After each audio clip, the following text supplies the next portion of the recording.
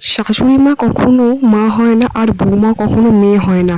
শাশুড়ি মারা সবসময় বুঝিয়ে দেয় যে পরের মেয়ে পরে হয়, কেন নিজের মেয়েটা যেমন নিজে হয়, পরের মেয়েটাকেও নিজের করা যায়।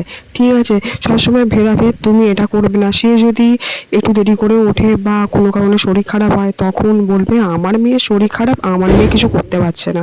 তখন শ্বশুরবাড়িতে যখন যায়, একটা মেয়ে সবসময় জানবে যে শ্বশুরবাড়িতে যখন আসে সে ঝগড়া করার জন্য আসে না, সবাইকে মিলিয়ে মিশিয়ে থাকার জন্যে আসে, কিন্তু সেটা হয়ে ওঠে না।